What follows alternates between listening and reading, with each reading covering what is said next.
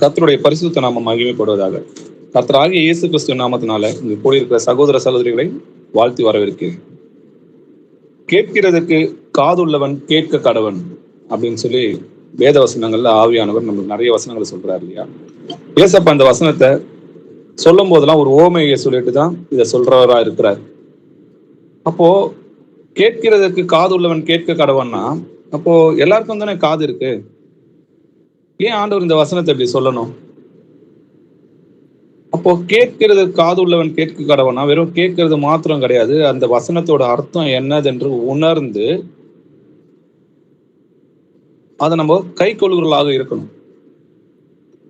அப்போ அந்த வசனத்தோட உணர்வு என்ன, எதுக்காக சொல்லப்பட்டிருக்குது அப்படின்றத நம்ம உணரணும். மத்தேயு 13ஆம் அதிகாரம் 3-9 வசனங்கள் வாசிக்கலாம். அவர் அவர்களுக்கு சொன்னார், கேளுங்கள், விதைக்கிறவன் ஒருவன் விதைக்க புறப்பட்டான். அவன் விதைக்கையில் சில விதை வழியருகே விழுந்தது. பறவைகள் வந்து அதை பட்சித்து போட்டது. சில விதை அதிக மண்ணில்லாத கற்பாறை இடங்களில் விழுந்தது.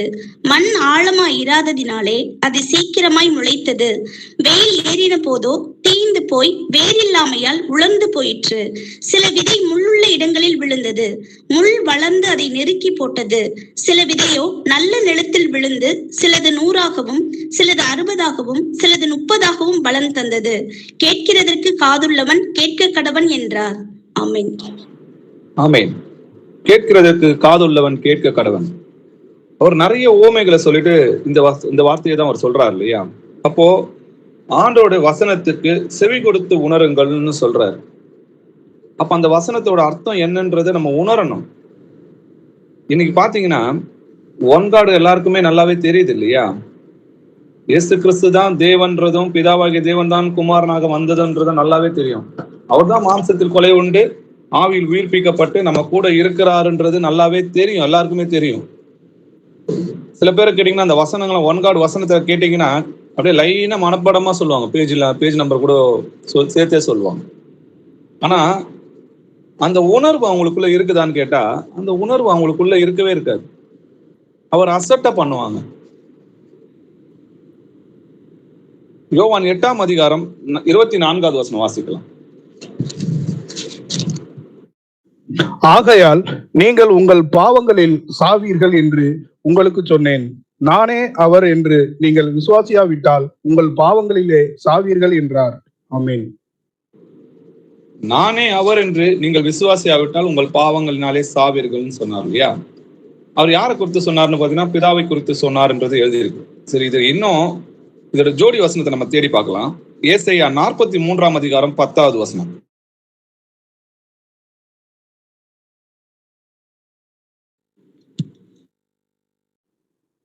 நானே அவர் என்று நீங்கள் உணர்ந்து என்னை அறிந்து விசுவாசிக்கும்படிக்கு நீங்களும் நான் தெரிந்து கொண்ட என் தாசனும் எனக்கு சாட்சிகளாய் இருக்கிறீர்கள் என்று கர்த்தர் சொல்லுகிறார். எனக்கு முன் ஏற்பட்ட தேவன் இல்லை, எனக்கு பின் இருப்பதும் இல்லை. ஆமென். ஆமென். நானே அவர் என்று நீங்கள் உணர்ந்து என்னை அறிந்து விசுவாசிக்கும்படி. அப்போ நானே அவர் என்று நீங்கள் உணர்ந்து, அப்போ உணர்வடைவங்களா இருக்கணும், நம்ம உணர்வுள்ளவர்களா இருக்கணும். என்னை அறிந்துதான் நம்ம விசுவாசிக்கணும்னு சொல்லி எழுதியிருக்கு. அப்போ இந்த பிதாவாகிய தேவன் அவர் எப்படிப்பட்டவர்? பராக்கிரமசாலியா இருக்கிறார், பட்சிக்கிற அக்னியா இருக்கிறார். ஒருத்தரும் அவருக்கு முன்னாடி நிற்க முடியாது. தேவதூதர் முதல் கொண்டு எல்லாரும் அவருக்கு முன்னாடி கை கட்டி தான் நிக்கணும். தன்னுடைய சிட்டைகளை மூடிக்கொண்டு கர்த்தர் பரிசுத்தர் கர்த்தர் பரிசுத்தர்னு ஓயாம அவருக்கு முன்னாடி சொல்லி கொண்டுக்கிறாங்க. அவருக்கு முன்னாடி உட்கார முடியாது. அப்படிப்பட்ட மகத்துவம் உள்ள தேவன் மனிதனாக இறங்கி வரார். அடிமையின் சாயலாகி மனித ரூபமாகி எல்லோரும் காணும்படியாக வரார். அப்படிப்பட்ட அந்த மகத்துவம் உள்ள அந்த தேவனை முகத்துல எச்ச துப்புறாங்க, அடிக்கிறாங்க, அவமானப்படுத்துறாங்க, எல்லாவற்றையும் சகித்தார். எதுக்காக? தமக்கு முன்பு இருந்த சந்தோஷம். வசனம் அப்படிதான் சொல்லுது. எபிரேயர் 12ஆம் அதிகாரம் 2வது வசனம் வாசிங்க.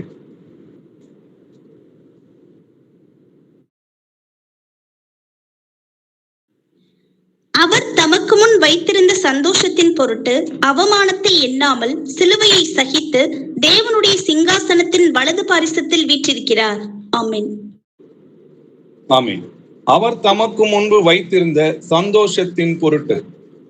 என்ன சந்தோஷம் இருந்தது? அவர் மரணத்தை ருசி பார்க்கும் போதும், அவர் அவமானப்படுத்தும் போதும், அவரை அடிக்கும் போதும், அவரோட ராஜ்யத்துல நீங்களும் நானும் இருக்கிறத அவர் பார்க்கிறார். அவருக்கு முன்னாடி இந்த சந்தோஷம் என்ன? நீங்களும் நானும் அவரோட ராஜ்யத்துல நம்ம இருக்க போறோம் அப்படின்ற அந்த சிஸ்டர். அவர் தமக்கு முன்பு வைத்திருந்த சந்தோஷத்தின் பொருட்டு கொண்டு வந்து சேர்க்க போறோமே, அந்த ராஜ்யத்துல போய் சேர்க்க போறோமே அப்படின்ற அந்த சிலுவை சகித்தார்னு சொல்லி எழுதிருக்கு. எபிரேயர் 2ஆம் அதிகாரம் 10வது வசனம் வாசிக்கலாம். ஏனென்றாலும் தம்மாலேயும் சகலத்தையும் உண்டாக்கினவர் அநேகம் பிள்ளைகளை மகிமையில் கொண்டு வந்து சேர்க்கையில் அவர்களுடைய ரட்சிப்பின் அதிபதியை உபத்திரவங்களினாலே பூரணப்படுத்துகிறது அவருக்கு ஏற்றதா இருந்தது. ஆமீன். ஆமீன். தமக்காகவும் தம்மாலையும் சகலத்தையும் உண்டாக்கினவர் அநேக பிள்ளைகளை மகிமையில் கொண்டு வந்து சேர்க்கையில். அப்போ எல்லோரையும் மகிமையில கொண்டு வந்து சேர்க்கணுன்றதுக்காக தான் இந்த சந்தோஷத்தை, இந்த அவமானத்தை சந்தோஷமாக எண்ணினார் சொல்லி எழுதிருக்கு. பிள்ளைகள் மாம்சமும் ரத்தத்தை உடையவராய் இருக்கு, அவரும் அவர்களைப் போல, யாரு? பிதாவும் அவர்களைப் போல மாம்சமும் ரத்தத்தை உடையவராக. உலக தோற்றத்துக்கு முன்னாடியே அடிக்கப்பட்ட தேவாட்டுக்குட்டின்னு சொல்லி எழுதிருக்கு. இந்த அன்பை நம்மளால உணர முடியுதா?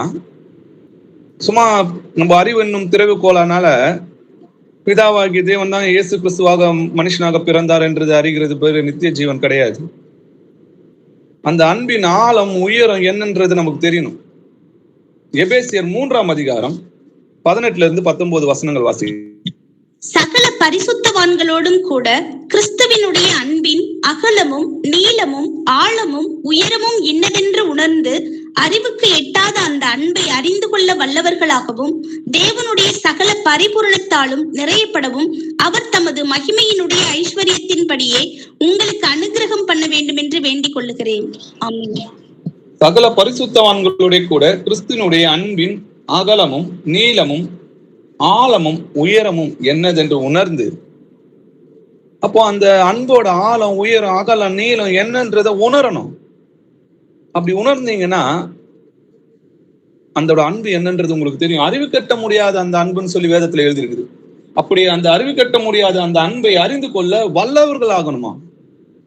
நல்லா யோசிச்சு பாருங்க. நம்ம கர்த்தரை தேடல, அவர் யாருன்னு நமக்கு தெரியாது, நம்ம அவருக்கு எந்த நன்மையும் செய்ததில்லை, நம்ம துன்மார்க்கனா இருந்தோம், உலகத்துக்கு அடிமையா இருந்தோம், பாவிகளா இருந்தோம், வேசித்தனத்துக்கு ஒப்பு கொடுக்கப்பட்டிருந்தோம்.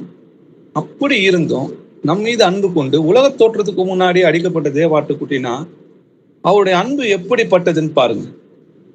அப்படிப்பட்ட மகத்துவமுள்ள தேவன் நமக்காக இது எல்லாத்தையும் சகித்தார்னா, அப்ப நான் நினைக்கிறேன், எனக்காக, என்னுடைய பாவங்களுக்காக, என்னுடைய அக்கிரமங்களுக்காக, என்ன நித்திய ஜீவனத்துல கொண்டு வந்து சேர்க்கணுன்றதுக்காக எல்லாவற்றையும் சகித்தார்னா, அவர் நினைச்சிருந்தாருன்னா கண்ணிமை நேரத்துல அவங்க எல்லாரையும் அழிக்க முடியும்.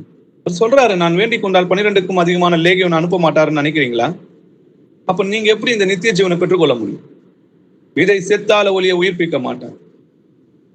அவர் ஐஸ்வர்யம் உள்ளவராய் இருந்தோம், நமது நிமித்தம் தரித்திரரான. எதுக்காக? நம்ம எல்லாம் நித்திய ஜீவனை பெற்றுக்கொள்ளணும்னா அவர் மரிக்கணும். அவரோட மரணத்தினால்தான் நம்மளுக்கு நித்திய ஜீவன் உண்டாகும். அப்படிப்பட்ட அந்த அன்பின் ஆழம் என்னன்றதை நம்ம புரிஞ்சுக்கணும்.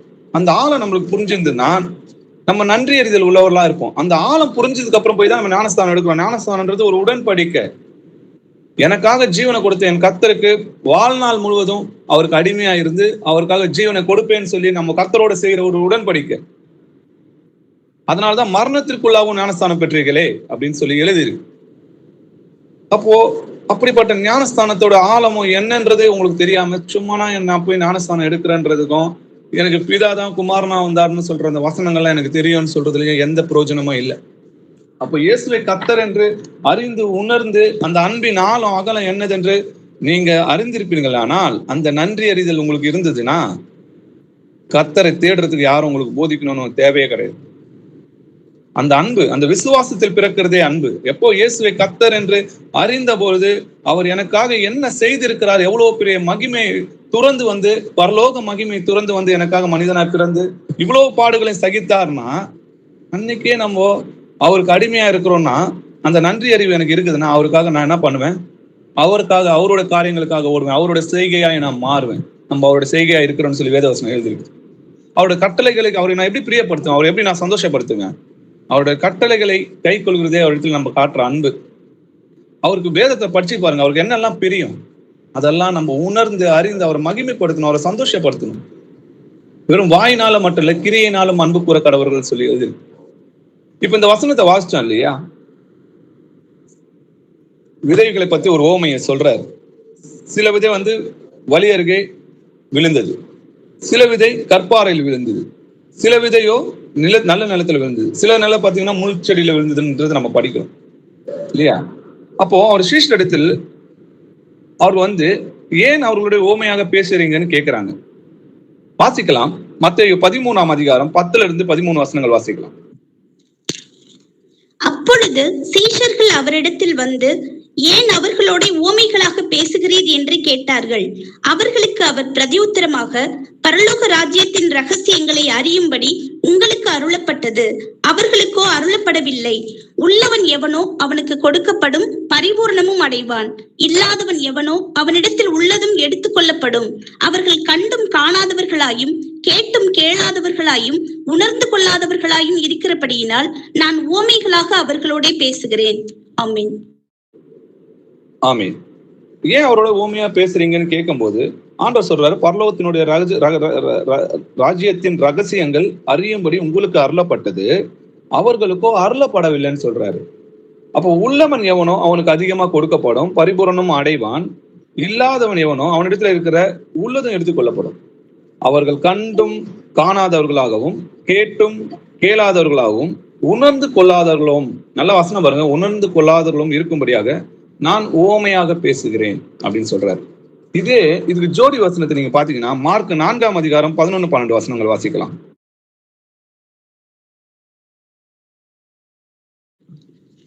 அதற்கு அவர், தேவனுடைய ராஜ்யத்தின் ரகசியத்தை அறியும்படி உங்களுக்கு அருளப்பட்டது, புறம்பே இருக்கிறவர்களுக்கோ இவைகள் எல்லாம் ஓமைகளாக சொல்லப்படுகிறது.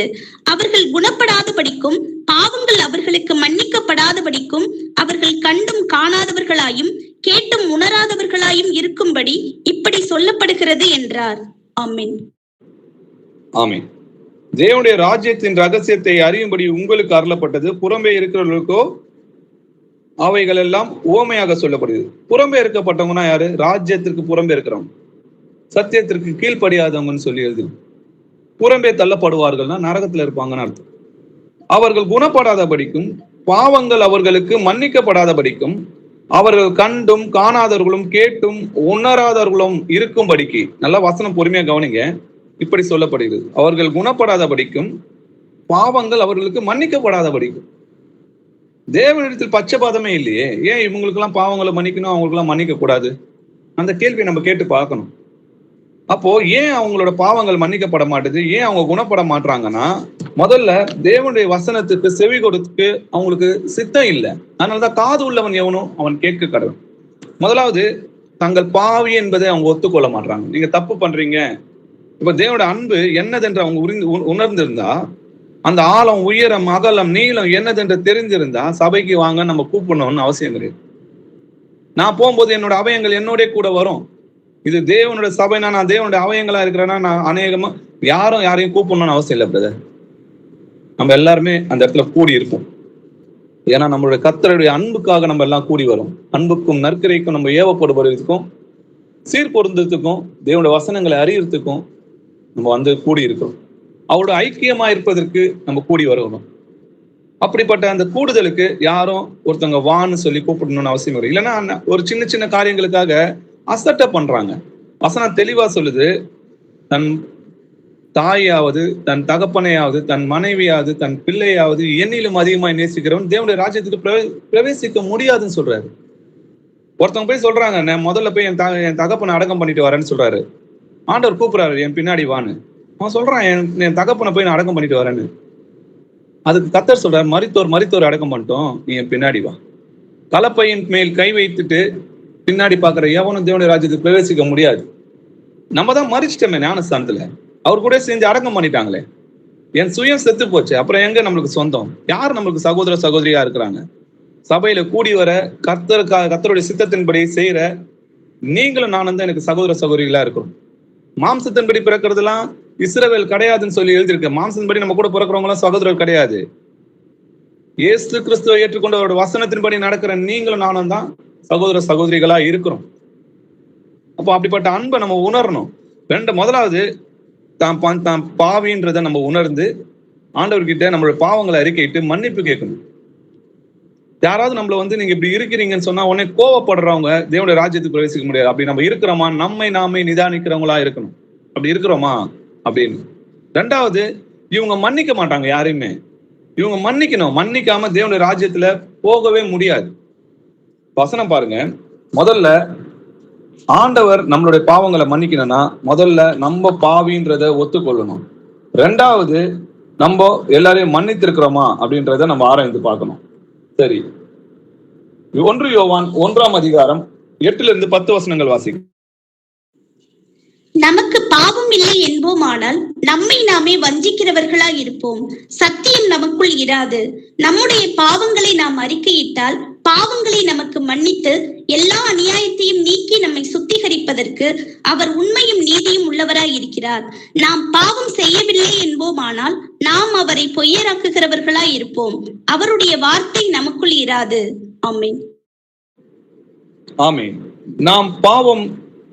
நமக்கு பாவம் இல்லை என்போமானால் நம்மை நாமே வஞ்சிகளா இருப்போம், சத்தியம் நமக்குள்ள இராதுன்னா பரிசுத்த ஆவியானவர் நமக்குள்ள இருக்க மாட்டார். இயேசு கிறிஸ்து தான் பரிசுத்த ஆவியானவர் நமக்குள்ள இருக்கிறார். நானே வழியும் சத்தியமும் ஜீவனுமா இருக்கிறேன்னு சொல்றாரு. அப்போ நாம் பாவம் செய்யவில்லை என்போமானால் நாம் அவரை பொய்யராக்குகிறா இருப்போம், அவருடைய வார்த்தை நமக்குள் இராது. அப்போ முதல்ல நம்ம பாவின்றத நம்ம உணர்ந்து அதற்காக அவர்கிட்ட மன்னிப்பு கேட்கணும். என்ன மன்னிங்க ஏசப்பா, நான் பாவியா இருக்கிறேன் அப்படின்னு. அத நிறைய தடவை ஒரு ஓமையா சொல்றாரு இல்லையா? அன்றியும் தங்களை நீதிமான் என்று நம்பி மற்றவர்களை அற்பம் என்று எண்ணுகிற சிலரை குறித்து ஒரு ஓமையாக சொன்னார். ஓமை எல்லாமே நீங்க கவனிச்சீங்கன்னா காது உள்ளவன் இவனோ கேட்க கடவன் சொல்லி எழுதிருக்கோம். அந்த ஓமையை பார்க்கலாம். லூக்கா 18ஆம் அதிகாரம் 9-14 வசனங்கள் வாசிக்கலாம். அன்றியும் தங்களை நீதிமான்கள் என்று நம்பி மற்றவர்களை அற்பமா எண்ணின சிலரை குறித்து அவர் ஒரு உவமையை சொன்னார். 2 மனுஷர் ஜெபம் பண்ணும்படி தேவாலயத்துக்கு போனார்கள். ஒருவன் பரிசேயன், மற்றவன் ஆயக்காரன். பரிசேயன் நின்று, தேவனே, நான் பரிகாரர், அநியாயக்காரர், விபச்சாரக்காரர் ஆகிய மற்ற மனுஷரை போலவும் இந்த ஆயக்காரனை போலவும் இராததினால் உம்மை ஸ்தோத்திரிக்கிறேன். வாரத்தில் 2 தரம் உபவாசிக்கிறேன், என் சம்பாத்தியத்தில் எல்லாம் தசம பாகம் செலுத்தி வருகிறேன் என்று தனக்குள்ளே ஜெபம் பண்ணினான். ஆயக்காரன் தூரத்திலே நின்று தன் கண்களையும் வானத்துக்கு ஏறெடுக்க துணியாமல் தன் மார்பிலை அடித்துக் கொண்டு, தேவனே, பாவியாகிய என்மேல் கிருபையாயிரும் என்றான். அவன் அல்ல, இவனே நீதிமானாக்கப்பட்டவனாய் தன் வீட்டுக்கு திரும்பி போனான் என்று உங்களுக்கு சொல்லுகிறேன். ஏனெனில் தன்னை உயர்த்துகிறவன் எவனும் தாழ்த்தப்படுவான், தன்னை தாழ்த்துகிறவன் உயர்த்தப்படுவான் என்றார். ஆமென். ஆமென். இந்த ஜெபத்துல ஒரு ஓமையை சொல்றாரு இல்லையா? தன்னை உயர்த்தி நான் நீதிமானா இருக்கிறேன், நான் கரெக்டா இருக்கிறேன் அப்படின்னு சொல்றவன் தேவனுடைய ராஜ்யத்துக்கு போல, தன்னை பாவின்னு சொல்லி தன்னை மார்புல அடித்து கொண்டு தன் கண்களை வானத்துக்கு ஏறெடுக்க துணியாம மகா பாவியா இருக்க என் மேல் கிருபையாயிரும் சொன்னான் இல்லையா? அவன் தான் நீதிமானாக்கப்பட்டான்னு சொல்லி எழுது. அப்போ எவனும் தன்னை தாழ்த்துகிறவன் உயர்த்தப்படுவான். அப்போ மனிதனிடத்திலே நம்ம தாழ்மையா இருக்கணும்னா தேவனிடத்துல எவ்வளவு தாழ்மையா இருக்கும். நம்ம அற்ப மனுஷங்களா இருக்கிறோம். தேவன் பரலோகத்துல சிங்காசனத்துல இருக்கிறார், நம்ம பூமியில இருக்கிறோம், அவரோட பாதப்படியில இருக்கிறோம். நம்மளுடைய ஜெபங்கள் சுருக்கமா இருக்க கடவுதுன்னு சொல்லி எழுது. அப்படிப்பட்ட மகத்துவம் உள்ள தேவனுக்கு முன்னாடி எப்படி உயர்த்ததுக்கு நமக்கு தைரியம் வரும்? அவர்கிட்ட பேசுறதுக்கு நம்ம எப்படி அஞ்சு நடுங்கணும்? தேவ தூதர்கள் முதல்ல அவர்கிட்ட பேசுறதுக்கு பயப்படுவாங்களே. அப்போ நம்ம பாவங்களை முதல்ல அறிக்கையணும். எனக்கு தகுதி கிடையாது ஏசப்பா, அவங்களுடைய பிள்ளைன்னு சொல்றது எனக்கு தகுதி கிடையாதுன்னு சொல்லணும். ஆனா அவர் நம்மள பிள்ளையாக தான் நினைக்கிறார். அவரோட பெருந்தன்மை, அவரோட மகா இரக்கம், அன்பு எல்லாமே பெருசு. ஆனா நமக்கு அதுக்கு தகுதி இருக்கான்னு பார்த்தா நிச்சயமா கிடையாது. அவருடைய கிருபையினால விசுவாசத்தை கொண்டு நம்ம ரட்சிக்கப்படும். முதலாவது நம்ம பாவின்னு சொல்ல ஒத்துக்கணும். பிணியாளிக்கே வைத்தியன் வேண்டியது இல்லாமல் சுகமுள்ளவருக்கு வேண்டியதல்ல, நீதிமானை அல்ல பாவிகளையும் மன திரும்புறதுக்கு அழைக்க வந்தேன்னு சொல்றாரு. அப்போ பாவிகளுக்கு தான் அவர் தேவையை தவிர அவர் தான் வைத்தியர். நான் நோயாளின்னு சொன்னா அவர் எனக்கு தேவை. நான் பாவம் செய்யலைன்னா எனக்கு இயேசு கிறிஸ்து எனக்கு தேவையில்லை, நான் அவரை பொய்யராக்குகிறேன், என்ன நானே வஞ்சிக்கிறதா இருக்கு. அப்போ நான் முதலாவது நான் எவ்வளவு பாவி, எனக்கு எவ்வளவு மன்னிப்பு கிடைச்சிருக்குதுன்னு நான் உணர்ந்தாதான் எவருடைய பாவங்கள் அதிகமாக மன்னிக்கப்படுகிறதோ அவர்கள் அதிகமாக அவரிடத்தில் அன்பு கூறுவார். ஒருவேளை நான் முன்னாடி துன்மார்க்கனா இருந்ததுனால ஆண்டவர் என்ன மன்னித்து அவருடைய வசனங்கள் என்னதென்று எனக்கு உணர்த்துனதுனால என்னால அந்த அன்பை அதிகமா உணர முடியுது. நான் எவ்வளவா பாவியா இருந்தேன், எவ்வளவு அக்கிரமம் செஞ்சிருந்தேனோ அவ்வளோத்தையும் அவர் என்னை மன்னித்து கிருபையா என்னை நேசித்திருக்கிறாருன்னும் போதுதான் என் பாவங்கள் அதிகமா இருக்கிறதுனால நான் அதிகமா அன்பு கூறுறேன். அப்போ நான் பாவின்றதை நான் உணரும் போதுதான் அவரோட அன்பு என்னதென்றே எனக்கு தெரியுது. நான் பாவின்னு நான் உணரலைன்னா அவரோட அன்பு என்னதென்று எனக்கு தெரியாது, அவரை உணர முடியாது. நான் அந்த வசனங்களை என்னால உணர முடியாது. ரெண்டாவது, அவர் என்னை மன்னிக்கணும்னா நான் மற்றவங்களை மன்னிக்கணும். எல்லாரையும் மன்னிக்க நான் கடனாளியா இருக்கிறேன். ஏன்னா கிறிஸ்து என்னை மன்னித்திருக்கிறார். அதுவும் வெறுமையா இல்ல, அவருடைய ரத்தத்தை சிந்தி அவமானத்தை சகித்து என்னை மன்னித்திருக்கிறார். அப்படிப்பட்ட பெரிய விலையை கொடுத்து என்னை மீட்டுக் கொண்டிருக்கிறார். கிரியத்து கொல்லப்பட்டிருக்கிறோம், விலையேறப்பட்ட ரத்தத்தினால் மீட்டுக் கொள்ளப்பட்டிருக்கிறோம். அப்போ நான் மன்னிக்க மாட்டேன்னு நான் சொன்னேன்னா அந்த அன்பு எங்க இருக்குது? கிறிஸ்து என்னை மன்னித்திருக்கும் போது நானும் மன்னிக்கணுமே. வாசிக்கலாம். மத்தேயு 18ஆம் அதிகாரம் 23 35 வசனங்கள் வரைக்கும் வாசிக்கலாம். இதுவும் ஒரு ஓமை தான். இந்த ஓமையிலிருந்து நம்ம ஒரு சில விஷயங்களை கற்றுக்கொள்ளலாம். எப்படி எனில், பரலோக ராஜ்யம் தன் ஊழியக்காரரிடத்தில் கணக்கு பார்க்க வேண்டும் என்றிருக்கிற ஒரு ராஜாவுக்கு ஒப்பாய் இருக்கிறது. அவன் கணக்கு பார்க்க தொடங்கின போது 10,000 தாலந்து கடன்பட்டவன் ஒருவனை அவனுக்கு முன்பாக கொண்டு வந்தார்கள். கடனை தீர்க்க அவனுக்கு நிர்வாகம் இல்லாதபடியால் அவனுடைய ஆண்டவன் அவனையும் அவன் பெண்ஜாதி பிள்ளைகளையும் அவனுக்கு உண்டான எல்லாவற்றையும் விற்று கடனை தீர்க்கும்படி கட்டளையிட்டான். அப்பொழுது அந்த ஊழியக்காரன் தாழ விழுந்து வணங்கி, ஆண்டவனே, என்னிடத்தில் பொறுமையாயிரும், எல்லாவற்றையும் உமக்கு கொடுத்து தீர்க்கிறேன் என்றான். அந்த ஊழியக்காரனுடைய ஆண்டவன் மனதிறங்கி அவனை விடுதலை பண்ணி கடனையும் அவனுக்கு மன்னித்து விட்டான். அப்படி இருக்க அந்த ஊழியக்காரன் புறப்பட்டு போகையில் தன்னிடத்தில் 100 வெள்ளிப்பணம் கடன்பட்டிருந்தவனாகிய தன் உடன் வேலைக்காரரில் ஒருவனை கண்டு அவனை பிடித்து தொண்டையை நெரித்து, நீ பட்ட கடனை எனக்கு கொடுத்து தீர்க்க வேண்டும் என்றான். அப்பொழுது அவனுடைய உடன் வேலைக்காரன் அவன் காலிலே விழுந்து, என்னிடத்தில் பொறுமையாயிரும், எல்லாவற்றையும் உமக்கு கொடுத்து தீர்க்கிறேன் என்று அவனை வேண்டிக் கொண்டான். அவனோ சம்மதியாமல் போய் அவன் பட்ட கடனை கொடுத்து தீர்க்கும் அளவும் அவனை காவலில் போடுவித்தான். நடந்ததை அவனுடைய உடன் வேலைக்காரர் கண்டு மிகவும் துக்கப்பட்டு ஆண்டவனிடத்தில் வந்து நடந்ததை எல்லாம் அறிவித்தார்கள். அப்பொழுது அவனுடைய ஆண்டவன் அவனை அழைப்பித்து, பொல்லாத ஊழியக்காரனே, நீ என்னை வேண்டிக் கொண்டபடியினால் அந்த கடன் முழுவதையும் உனக்கு மன்னித்து விட்டேன். நான் உனக்கு இறங்கினது போல நீயும் உன் உடன் வேலைக்காரனுக்கு இறங்க வேண்டாமோ என்று சொல்லி அவனுடைய ஆண்டவன் கோபம் அடைந்து அவன் பட்ட கடனை எல்லாம் தனக்கு கொடுத்து தீர்க்கும் அளவும் உபாதிக்கிறவர்களிடத்தில் அவனை ஒப்பு கொடுத்தான். நீங்களும் அவனவன் தன் தன் சகோதரன் செய்த தப்பிதங்களை மனப்பூர்வமாய் மன்னியாமல் போனால் என் பரமபிதாவும் உங்களுக்கு இப்படியே செய்வார் என்றார். ஆமீன். ஆமீன். இந்த ஓமையில நம்ம கத்துக்கொள்றது என்னது? ராஜான்றது நம்முடைய கர்த்தராகிய இயேசு கிறிஸ்து. அவர் நம்முடைய பாவங்களை சிலுவையின் மரணத்தினால மன்னித்தார்ன்றதை பார்க்கணும். அந்த ரத்தத்தினாலதான் நம்ம பிதாவிடத்துல சேருகிற சிலாக்கியம் கிடைச்சது இல்லையா? நம்மளை ஒப்புரவாக்கினார். நம்மளுடைய பாவங்கள் அவருடைய சிந்தின ரத்தத்தினால மன்னிக்கப்பட்டது. அப்போ நம்ம மன்னிக்கப்பட்டது உண்டானால் நம்மளும் மற்றவங்க கிட்ட, நம்ம கிட்ட கடினமா பேசினவங்க கிட்டையும், நம்மள துரோகம் செஞ்சவங்களையும், நம்மளை அவமானப்படுத்தினவங்களையும் எல்லாரையுமே என்ன பண்ணணும்? மன்னிக்கணும். நம்மளாம் அவமானம்னு சொல்லி அந்த பேசுறதுக்கு நமக்கு தகுதி கிடையாது. ஏன்னா கிறிஸ்துவோட முகத்துல எச்சு துப்பிருக்காங்க. அவர் அவமானப்படுத்திருக்காங்க. ஆடைகளை உருவி அவரை கண்ணு மூடி கொட்டி ஞான திருஷ்டியில யாருன்றதை கேட்டிருக்காங்க. அவரை பரியாசம் பண்ணிருக்காங்க, கன்னத்துல அரைந்திருக்காங்க.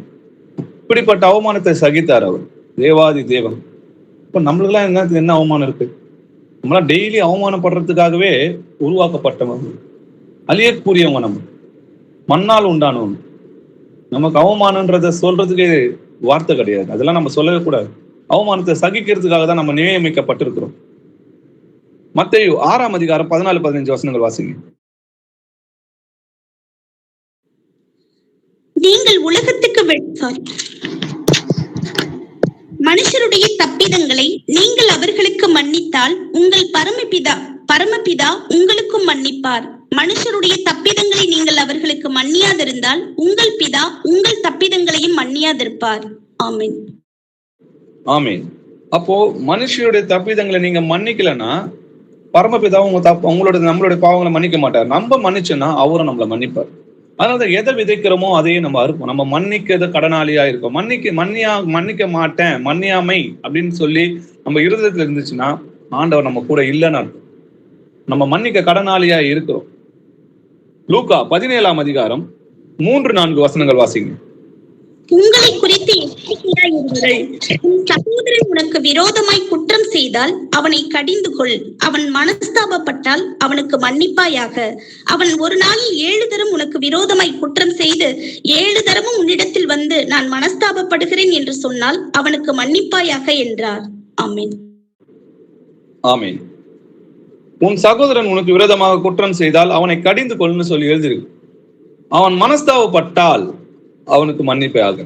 அப்ப எப்ப மன்னிக்கணுமா? அவன் செஞ்சது தப்புன்னு சொல்லி அவன் உணர்ந்தால், அந்த வசனத்தை நல்லா கவனிக்கணும். அவன் உணர்ந்தால் அவனை மன்னிக்கணும். ஒரு நாள்ல 7 தரம் உனக்கு விரோதமா குற்றம் செஞ்சு 7 தரமும் உன்னிடத்துல வந்து நான் மனஸ்தாபப்படுகிறேன், நான் உணர்றேன், தப்பு தான் அப்படின்னு சொன்னா அவனை மன்னிக்கலாமான்னு கேட்டா அவனை மன்னிக்கணும்னு சொல்லியிருக்கு. 7 தரம் மட்டும் கிடையாது, 7 7 70 தரம்னு சொல்லி வசனம் எழுதியிருக்கு. மத்தேயு 18ஆம் அதிகாரம் 21வது வசனம் வாசிங்க. அப்பொழுது பேதுரு அவரிடத்தில் வந்து, ஆண்டவரே, என் சகோதரன் எனக்கு விரோதமாய் குற்றம் செய்து வந்தால் நான் எத்தனை தரம் மன்னிக்க வேண்டும்? 7 தரம் மட்டுமோ என்று கேட்டான்.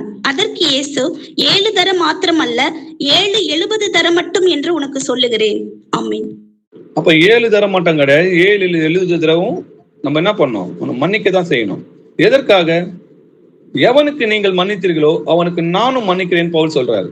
மேலும் எதை நான் மன்னிக்கிறேனோ அதை உங்கள் நிமித்தம் கிறிஸ்துவனுடைய சன்னிதானத்திலும் மன்னித்திருக்கிறேன். அதாவது கிறிஸ்துவோட சன்னிதானத்துல மன்னித்திருக்கிறேன்னா அதை நான் மறந்துட்டேன்னு அர்த்தம். மன்னிச்சுட்டு அந்த சூழலை நம்ம மறந்துடணும். எதனால? சாத்தானாலே மோசம் போகாதபடிக்கு அப்படி செய்தேன்னு சொல்றாரு.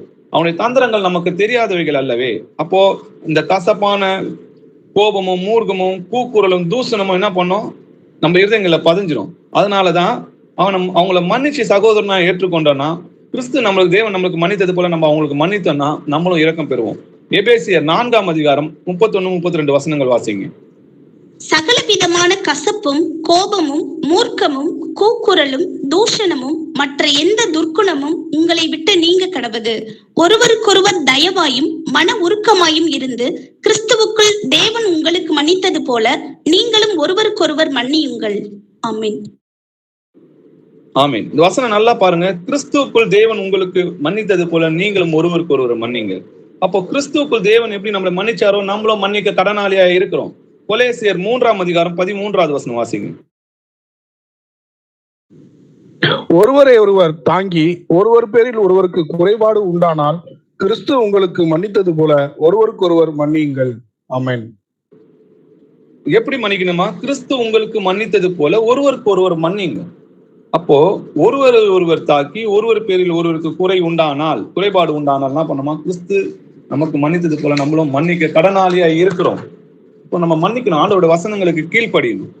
எப்போ? அவங்க மனஸ்தாபப்பட்டான், அவன் மனம் திரும்பி வந்து நம்ம கிட்ட வந்து மன்னிப்பு கேட்கும்போது அவங்களை மன்னிக்கணும். மன்னிக்க 7 தடவை இல்லை, 70 தடவை மட்டும் இல்லை, எப்பொழுதும் மன்னிக்க நம்ம ஆயத்தமா இருக்கணும். அப்போ இந்த நான் முதல்ல சொன்ன மாதிரி தேவனுடைய வசனங்கள் நம்ம உணர்வு அடையணும்னா முதல்ல நான் பாவின்றதை நம்ம உணரணும். முதல்ல 2வது எல்லாரையும் நம்ம மன்னிக்கணும். ஏன்னா என்னுடைய பாவங்களை கிறிஸ்து சிலுவையில சுமந்து என்னை மன்னித்தது போல நானும் எல்லாருடைய பாவங்களையும் மன்னிக்க நம்ம கடனாளியா இருக்கிறோன்றதை நம்ம உணரணும். மத்தேயு 13ஆம் அதிகாரம் 14 16 வசனங்கள் வாசிங்க. ஏசாயாவின் தீர்க்க தரிசனம் அவர்களிடத்தில் நிறைவேறுகிறது. அதாவது, காதார கேட்டும் உணராதிருப்பீர்கள், கண்ணார கண்டும் அறியாதிருப்பீர்கள். இந்த ஜனங்கள் கண்களினால் காணாமலும் காதுகளினால் கேளாமலும் இருதயத்தினால் உணர்ந்து மனம் திரும்பாமலும் நான் அவர்களை ஆரோக்கியமாக்காமலும் இருக்கும்படியாக அவர்கள் இருதயம் கொழுத்திருக்கிறது. காதால் மந்தமாய் கேட்டு தங்கள் கண்களை மூடிக்கொண்டார்கள் என்பதே.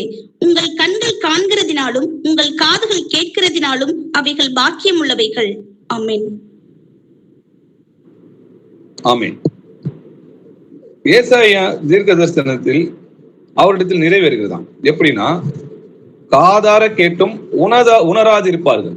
அப்ப வசனங்கள், எந்த வசனங்களை அவங்களுக்கு நம்ம சொன்னாலும் அந்த வசனத்தோட ஆழம் உயரம் அகலம் நீளம் என்னதுன்றது அதை உணராது இருக்கிறாங்க.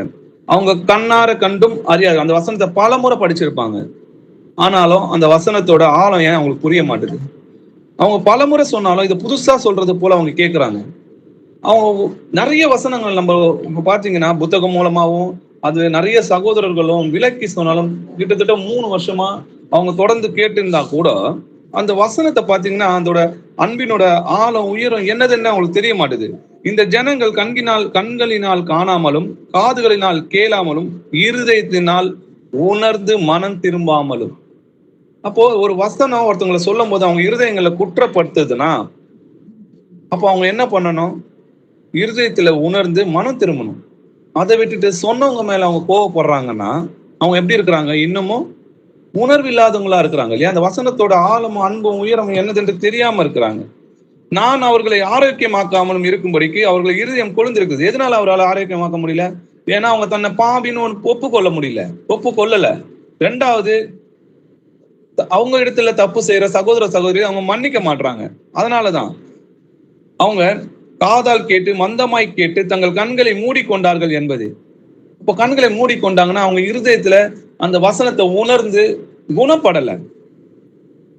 அந்த ஜனங்களை கூட்டி அவர் என்ன சொல்றார்? நீங்க எல்லோரும் எனக்கு செவி கொடுத்து உணருங்கள். அப்போ செவி கொடுத்து உணர்றதுதான் கேட்கிறதுக்கு காதுள்ளவன் கேட்க கடவன்.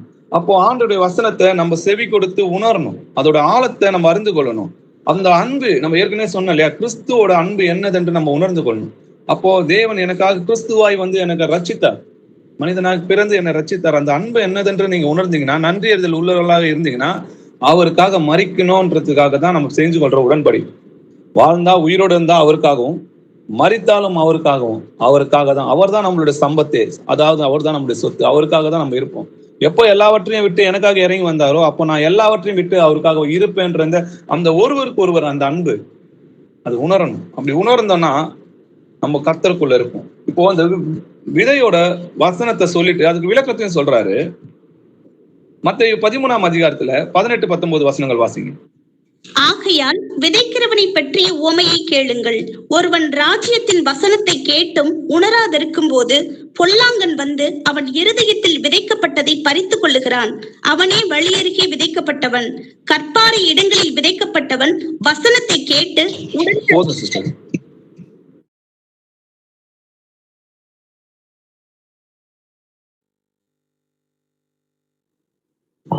பிரதர் மியூட்ல இருக்கீங்க. கேக்குதா பிரதர்? கேக்குது.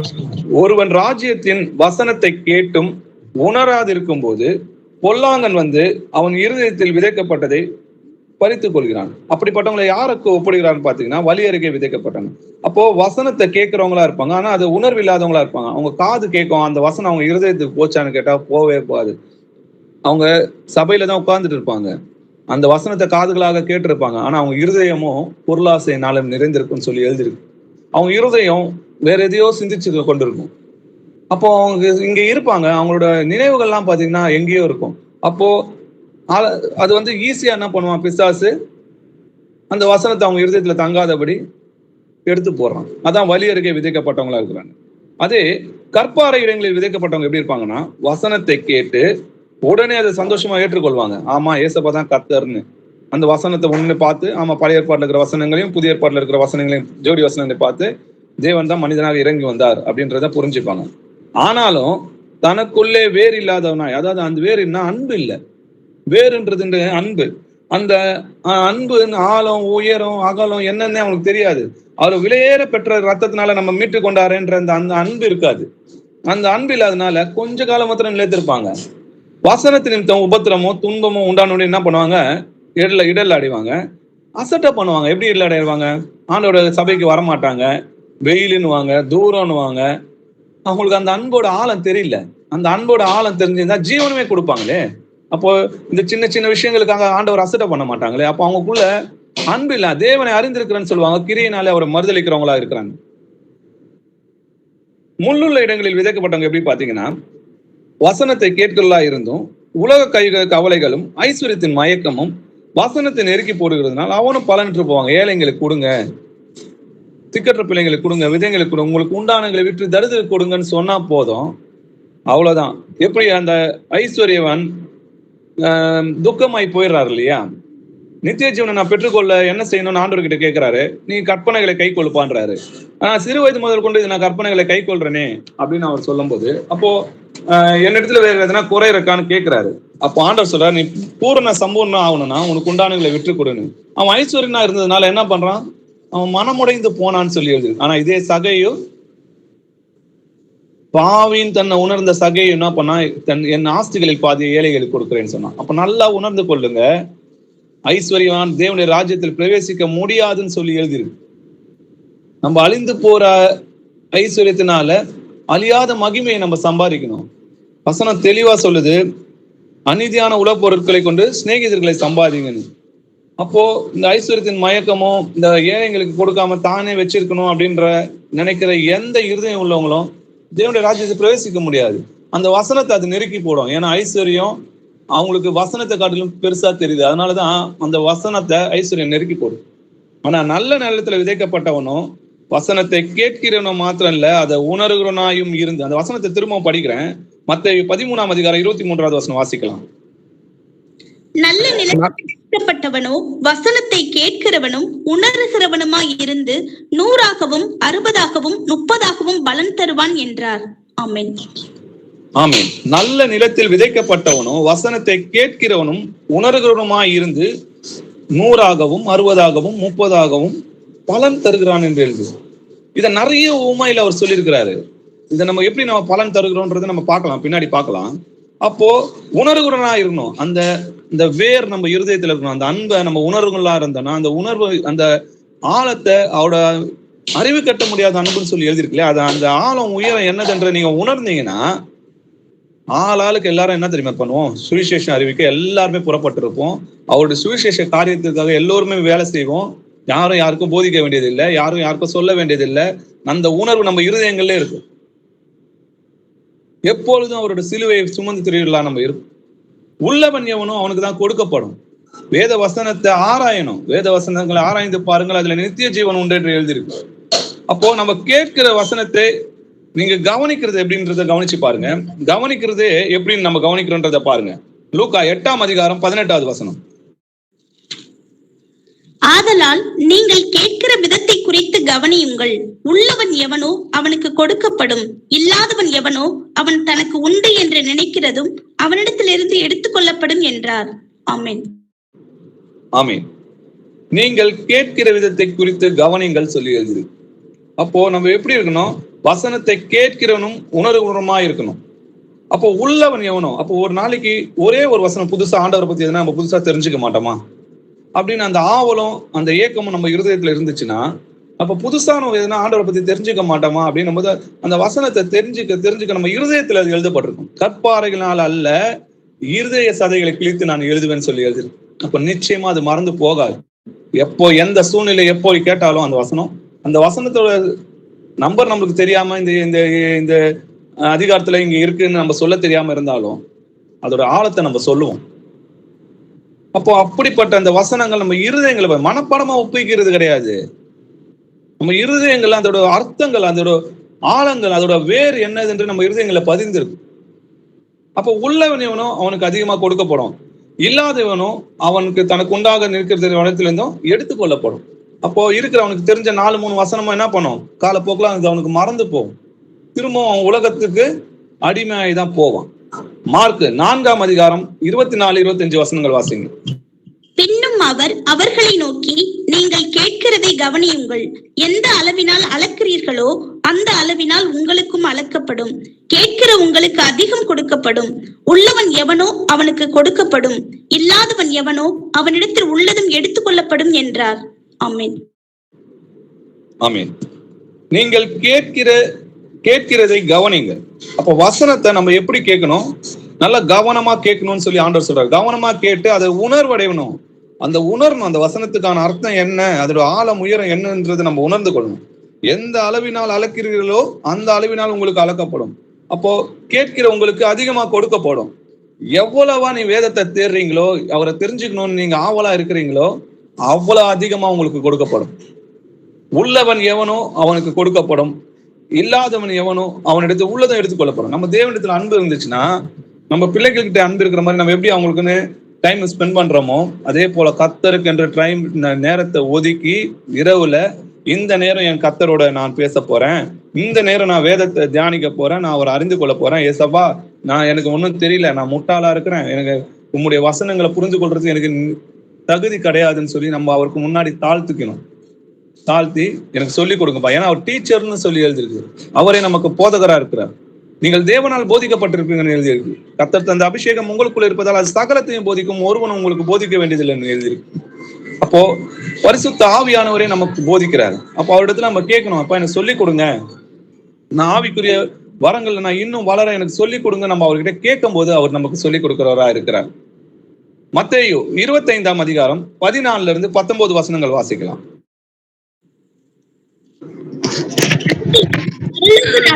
புரதேசத்திற்கு பிரயாணமாய் போகிற ஒரு மனுஷன் தன் ஊழியக்காரனை அழைத்து தன் ஆஸ்திகளை அவர்கள் வசமாய் ஒப்பு கொடுத்தது போல் இருக்கிறது. அவனவனுடைய திறமைக்கு தக்கதாக ஒருவனிடத்தில் 5 தாலந்தும், ஒருவனிடத்தில் 2 தாலந்தும், ஒருவனிடத்தில் 1 தாலந்துமாக கொடுத்து உடனே பிரயாணப்பட்டு போனான். 5 தாலந்தை வாங்கினவன் போய் அவைகளை கொண்டு வியாபாரம் பண்ணி வேறு 5 தாலந்தை சம்பாதித்தான். அப்படியே 2 தாலந்தை வாங்கினவனும் வேறு 2 தாலந்தை சம்பாதித்தான். 1 தாலந்தை வாங்கினவனோ போய் நிலத்தை தோண்டி தன் எஜமானுடைய பணத்தை புதைத்து வைத்தான். வெகு காலமான பின்பு அந்த ஊழியக்காரனுடைய எஜமான் திரும்பி வந்து அவர்களிடத்தில் கணக்கு கேட்டான். அப்பொழுது 5 தாலந்தை வாங்கினவன் வேறு 5 தாலந்தை கொண்டு வந்து, ஆண்டவனே, 5 தாலத்தை என்னிடத்தில் ஒப்புவித்தீரே, அவைகளை கொண்டு இதோ வேறு 5 தாலந்தை சம்பாதித்தேன் என்றான். அவனுடைய எஜமான் அவனை நோக்கி, நல்லது, உத்தமமும் உண்மையும் உள்ள ஊழியக்காரனே, கொஞ்சத்திலே உண்மையாயிருந்தாய், அநேகத்தின் மேல் உன்னை அதிகாரியாக வைப்பேன், உன் எஜமானுடைய சந்தோஷத்திற்குள் பிரவேசி என்றார்.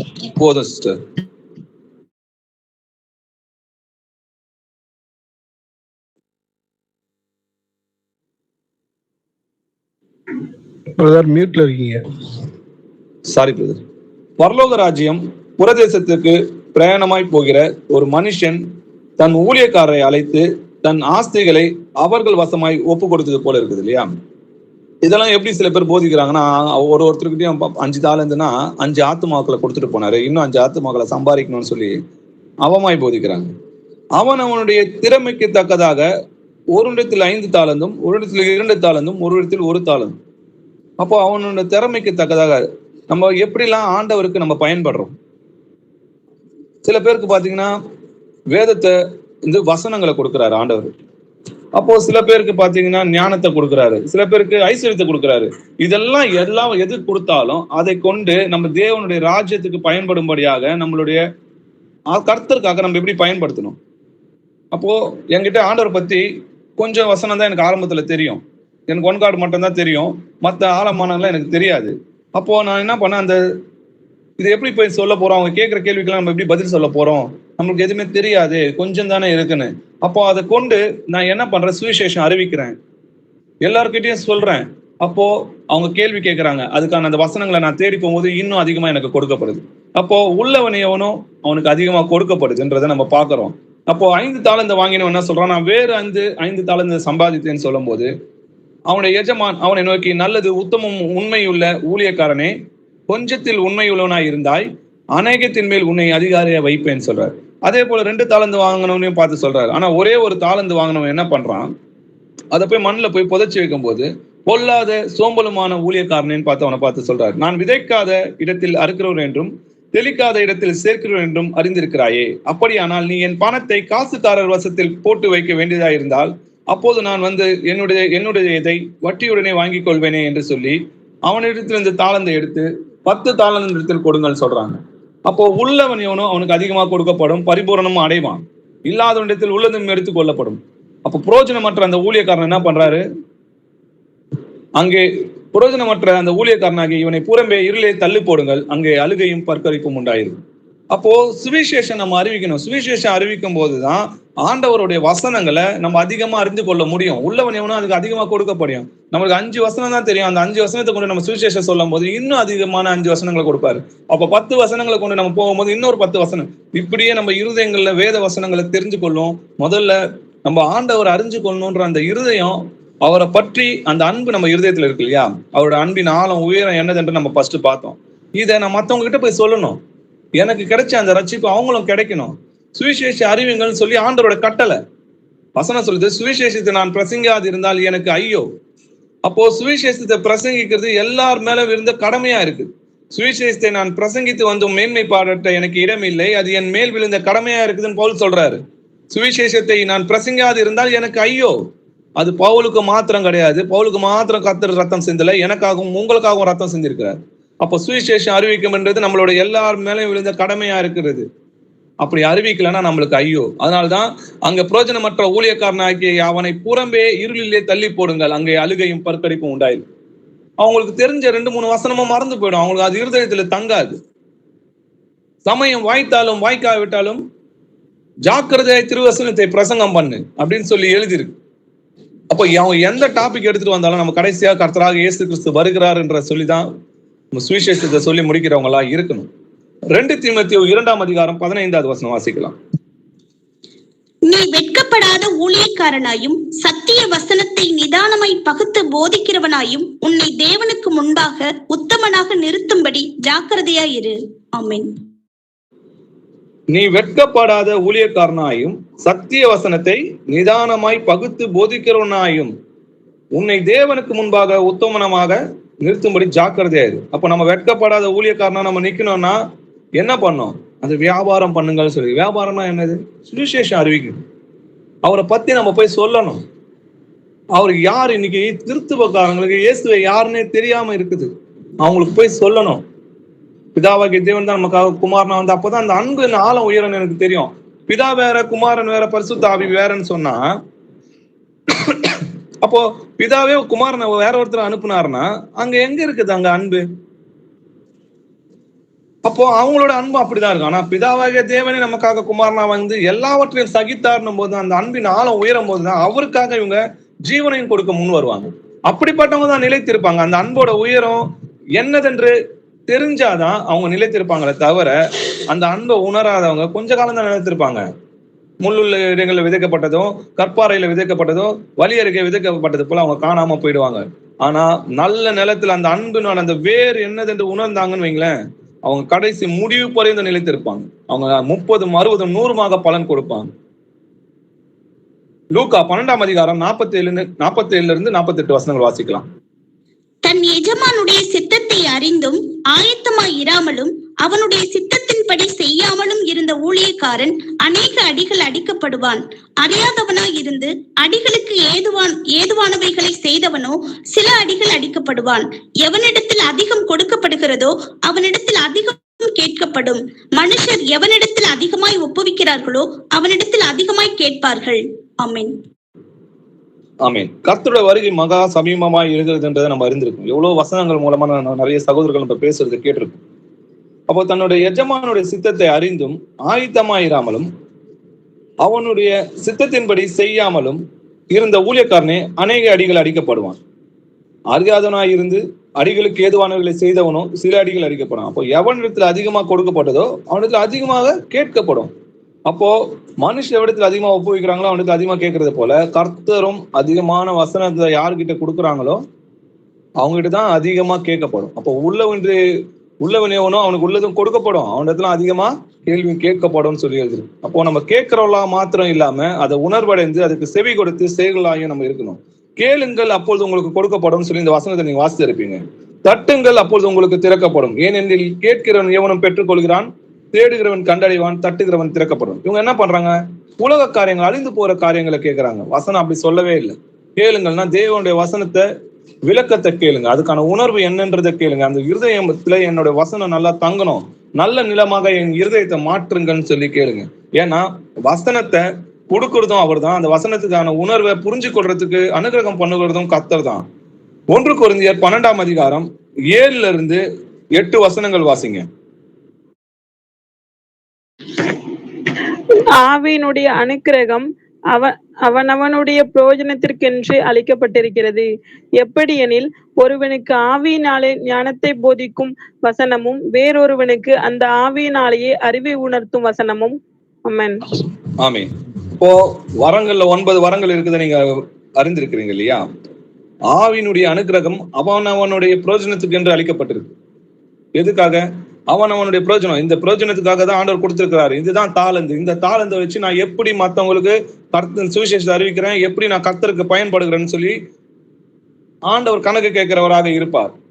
ஒருவனுக்கு ஆவினாலே ஞானத்தை போதிக்கும் வசனமும் ஆவியை உணர்த்தும் வசனமும் விசுவாசமும் குணமாக்கும் வரங்களும் அற்புதங்களை செய்யும் சக்தியும் தீர்க்க தரிசனம் உரைத்தலும், ஆவிகளை பகுத்தறிதலும், பற்பல பாஷைகளை பேசுதலும், பாஷைகளுக்கு வியாக்கியானம் பண்ணுதலும், இப்படி 9 வரங்கள் இருக்குது.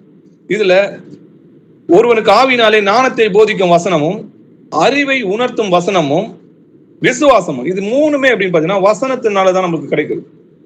அப்போ கேள்வி விசுவாசத்தினாலே வரும். அந்த கேள்வி எதனால வரும்? தேவனுடைய வசனத்தினாலே வரும். அப்போ இந்த முதல்ல இருக்கிற 3 வரங்களும் தேவனுடைய வார்த்தையினால நம்மளுக்கு கிடைக்குது. அப்போ அந்த வசனங்களை நம்ம அறிந்து கொள்ளணும்னு சொல்லி ஆண்டவர்கிட்ட கேட்கணும். ஏன்னா ஆவியினுடைய அனுகிரகம் அவனுடைய பிரயோஜனத்துக்கு என்று கர்த்தர் அளிக்கிறார். கேட்கிறேன், எவனை பெற்றுக்கொள்வாங்க? கேட்கணும். ஏசப்பா எனக்கு கொடுங்க, எனக்கு இந்த வசனத்துக்கான விளக்கத்தை சொல்லுங்க, எனக்கு இந்த வசனங்களை இருதயத்துல தங்கணும், எனக்கு புரிய வைக்கணும், எனக்கு சொல்லிக் கொடுங்க. அவர் நமக்கு டீச்சர்னு சொல்லி எழுதிருக்கு. நிச்சயமா அவர் கொடுப்பார். பவுலும் அப்படித்தான் சொல்றாரு. எபேசியர் 6ஆம் அதிகாரம் 19-20 வசனங்கள் வாசிக்கலாம். சுவிசேஷத்திற்காக சங்கிலியால் கட்டப்பட்டிருக்கிற ஸ்தானாபதியாகிய நான் அதை பற்றி பேச வேண்டியபடி தைரியமாய் பேசத்தக்கதாக நான் தைரியமாய் என் வாயை திறந்து சுவிசேஷத்தின் ரகசியத்தை அறிவிக்கிறதற்கு வாக்கு எனக்கு கொடுக்கப்படும்படி எனக்காகவும் விண்ணப்பம் பண்ணுங்கள். ஆமென். ஆமீன். அவர் என்ன சொல்றாரு? விண்ணப்பம் பண்ணுங்க, ஜெபம் பண்ணுங்கன்னு சொல்றாரு. என்ன சொல்றாரு பாருங்க, நான் தைரியமாய் என் வாயை திறந்து சுவிசேஷத்தின் ரகசியத்தை அறிவிக்கிறதற்கு வாக்கு எனக்கு கொடுக்கும்படியாக, அதாவது தேவனுடைய வசனம் எனக்கு கொடுக்கும்படியாக எனக்காகவும் விண்ணப்பம் பண்ணுங்கள் சொல்லுகிறார். அப்போ உங்களில் ஒருவன் ஞானத்தில் குறைவுள்ளவனாய் இருந்தால் யாவருக்கும் சம்பூர்ணமாய் கொடுக்கிறவரும் ஒருவரையும் கடிந்து கொள்ளாதவருமாய் இருக்கிற தேவனிடத்தில் கேட்க கடவன், அப்பொழுது அவனுக்கு போடும். அதை தான் ஆண்டவர் சொல்றாரு, கேளுங்கள் உங்களுக்கு கொடுக்கப்படும். ஆனா இவங்க எல்லாம் எதை போய் கேட்டிருக்கிறாங்க? அழியக்கூடிய பொருட்களை கேட்கிறாங்க. முதலாவது தேவனுடைய ராஜ்யத்தின் நீதியை தேடுங்க, இதெல்லாம் தானாவே உங்களுக்கு கிடைக்கும். முதலாவது தேவனுடைய ராஜ்யத்தை நீதியை தேடுங்க. அப்பா நீங்க சொல்லியிருக்கிறீங்களே உங்களுடைய ராஜ்யத்தை நீதியை நாங்க தேடி இருக்கிறோமே அப்படின்னு சொல்லி அந்த வசனத்தை கொடுத்துக்கிட்டு ஆண்டவர்கிட்ட கேளுங்க. நிச்சயமா நீங்க கேட்கறதுக்கு முன்னாடி அது உங்களுக்கு தரப்படும். உங்கள் தலைமயிரெல்லாம் எண்ணப்பட்டு இருக்குது. நீங்க வேண்டிக் கொள்றதுக்கு முன்னாடி உங்களுக்கு என்ன வேணும்னு அவர் அறிந்திருக்கிறார். அவருடைய கற்பனைகளை கை கொண்டு அவருக்கு பிரியமா நடந்து நீங்க ஜெபித்ததை கேட்டீங்கன்னா அவர் நிச்சயமா கொடுப்பாரு.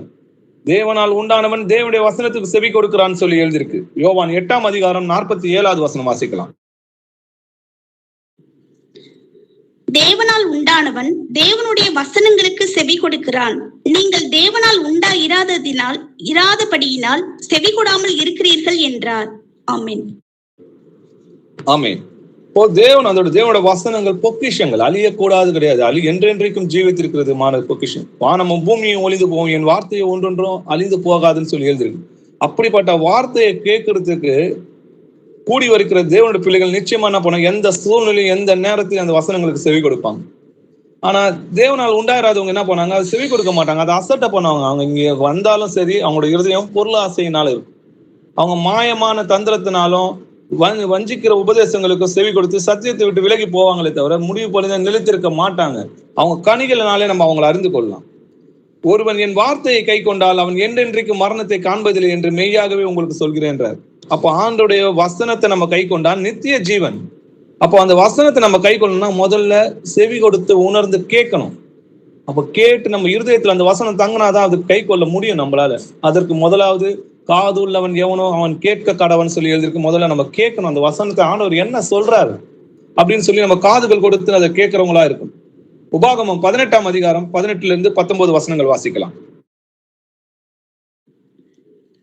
உன்னை போல ஒரு தீர்க்கதரிசியை நான் அவர்களுக்காக அவர்கள் சகோதரரிலிருந்து எழும்ப பண்ணி என் வார்த்தைகளை அவர் வாயில் அருளுவேன்.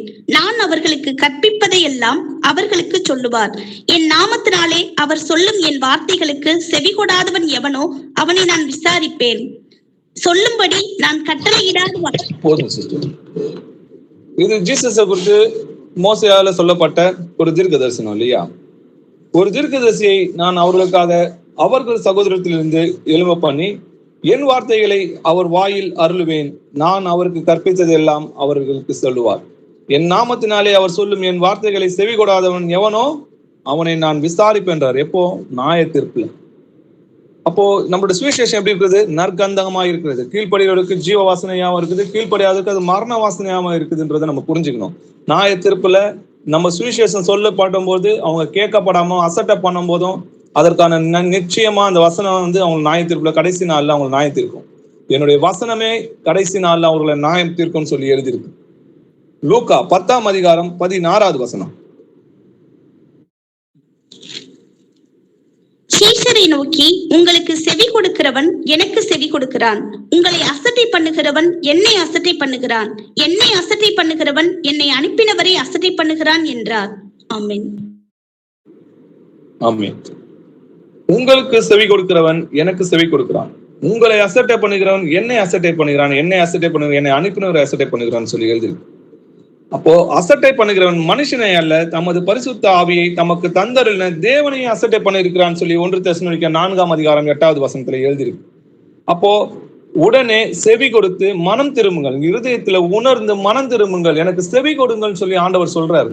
அதனாலதான் காது உள்ளவன் எவனோ கேட்க கடவன் சொல்லி எழுதிருக்கு. சில பேருக்கு பாத்தீங்கன்னா ஆண்டவர் சிக்ஷைக்கிறார், சில சிக்ஷைகளை கொடுத்து அவங்க மனம் திரும்பணும்னு அவங்களுக்கு உணர்த்துறாரு. ஆனா அவங்க உணர்வடையாம இருக்கிறாங்க. வசனம் பார்க்கலாம். ஏசாயா 42:24-25 வசனங்கள் வாசிக்கலாம். யாக்கோபை சூறையிட்டு இஸ்ரவேலை கொள்ளைக்காரருக்கு ஒப்பு கொடுக்கிறவர் யார்? அவர்கள் பாவம் செய்து விரோதித்த கர்த்தர் அல்லவோ? அவருடைய வழிகளில் நடக்க மனதாய் இராமலும் அவருடைய வேதத்துக்கு செவிகொடாமலும் போனார்களே. இவர்கள் மேல் அவர் தமது கோபத்தின் உக்கிரத்தையும் யுத்தத்தின் வலிமையையும் வரப்பண்ணி அவர்களை சூழ அக்கினி ஜுவாலைகளை கொளுத்தி இருந்தும் உணராதிருந்தார்கள். அது அவர்களை தகித்தும் அதை மனதிலே வைக்காதே போனார்கள். ஆமென். ஆமென். யாக்கோப்பை சூறையிட்டு இஸ்ரவேலை கொள்ளைக்காரருக்கு ஒப்பு கொடுத்தவர் யார்? அவர்கள் பாவம் செய்து விரோதித்த கர்த்தர் அல்லவோ அப்படின்னு சொல்லி சொல்றாரு. அவர்களுடைய வழிகளில் நடக்க மனதாயிராமலும் அவர்களுடைய வேதத்துக்கு செவி கொடாம போனாங்க. அப்ப ஆண்டவருடைய சத்தத்துக்கு செவி கொடுக்காம போகும்போது ஆண்டவர் என்ன பண்றாரு? அவங்களை சிட்சிக்கிறாரு, அவங்களை தண்டிக்கிறாரு. ஆனா அவங்க என்ன பண்றாங்க? அதை உணராது இருக்கிறாங்க. எப்படின்னு பாருங்க. இவர்கள் மேல் அவர் தமது கோபத்தின் உக்கிரத்தையும் யுத்தத்தின் வலிமையையும் வரப்பண்ணி அவர்களை சூழ அக்கினி ஜால்ல கொளுத்திருந்தோம். அவ்வளவு வேதனைப்பட்டாங்க கூட அவங்க உணராது இருக்கிறாங்க. எதனால நமக்கு இந்த தண்டனை கிடைக்குது? எதனால நம்ம இன்னைக்கு இந்த சிச்சையை நம்ம அனுபவிக்கிறோம்?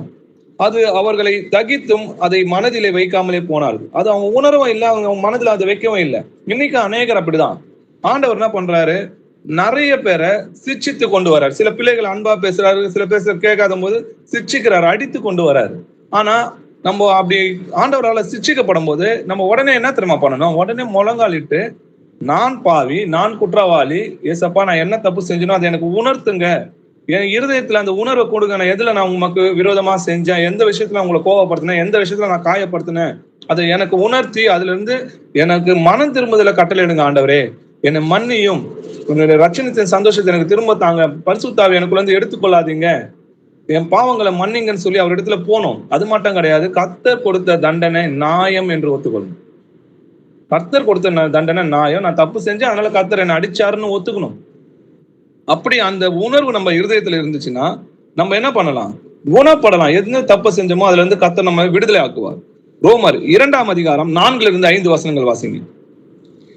அல்லது தேவ தயவு நீ குணப்படும்படி உன்னை ஏவுகிறதென்று அறியாமல் அவருடைய தயவு, பொறுமை, நீடிய சாந்தம் இவைகளின் ஐஸ்வர்யத்தை அசட்டை பண்ணுகிறாயோ? உன் மன கடினத்திற்கும் குணப்படாத இருதயத்திற்கும் ஏற்றபடி தேவனுடைய நீதியுள்ள தீர்ப்பு வெளிப்படும் கோபாக்கினை நாளிலே உனக்காக கோபாக்கினையை குவித்துக் கொள்ளுகிறாயே. ஆமென். ஆமென். தேவ தயவு நீ குணப்படும்படி உன்னை ஏவுகிறதென்று அறியாமல் அவருடைய தயவு, பொறுமை, நீடிய சாந்தம் இவைகளின் ஐஸ்வர்யத்தை அசட்டை பண்ணுகிறாயோ? உன் மன கடினத்திற்கும் குணப்படாத இருதயத்திற்கும். என்ன எழுதியிருக்கு?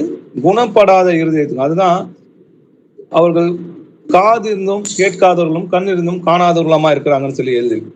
ஏற்றபடி தேவனுடைய தீர்ப்புள்ள நீதியுள்ள தீர்ப்பு வெளிப்படும் கோபாக்கினை நாளிலே உனக்காக கோபாக்கினை குவித்துக் கொள்கிறாயே. அப்போ நியாய தீர்ப்புல நீ தண்டிக்கப்படக்கூடாதுன்றதுக்காக தான் இன்னைக்கே உன்னை சிச்சிக்கிறாரு. அந்த நரகத்துல நீ போயிடக்கூடாதுன்றதுதான் கர்த்தர் இன்னைக்கு தண்டிக்கிறாரு, நம்மளை சிச்சிக்கிறாரு, நம்மளை அடிக்கிறாரு. யார் அடிக்கிறாரு? அவர் பிள்ளைகளை தான் அவர் அடிப்பாரு. நம்ம மனம் திரும்பணுன்றதுக்காக தான் அவர் நம்மளை அடிக்கிறாரு. நம்ம மீது கொண்ட அன்புனாலையும் நம்மளோட பிள்ளைகளா இருக்கிறதுனால தான் நம்மளை சிச்சிக்கிறாரு. நம்ம என்ன பண்ணணும்? மனம் திரும்பணும். வெளிப்படுத்தின விசேஷம் 3:19 வசனம். நான் நேசிக்கிறவர்கள் எவர்களோ அவர்களை கடிந்து கொண்டே சிட்சிக்கிறேன். ஆகையால் நீ ஜாக்கிரதையா இருந்து மனம் திரும்பு. ஆமென். ஆமென். நான் நேசிக்கிறவர் எவர்களோ அவர்களை கடிந்து கொண்டு சிட்சிக்கிறேன். ஆகையால் நீ ஜாக்கிரதையா இருந்து மனம் திரும்புன்னு சொல்லி எழுதிருக்கு. அப்போ அவர் நம்மளை நேசிக்கிறதுனால தான் நம்மளை சிக்ஷிக்கிறாரு. அதனால நம்ம என்ன பண்ணோம்? ஜாக்கிரதையா இருந்து மனம் திரும்புகளா இருக்கணும்.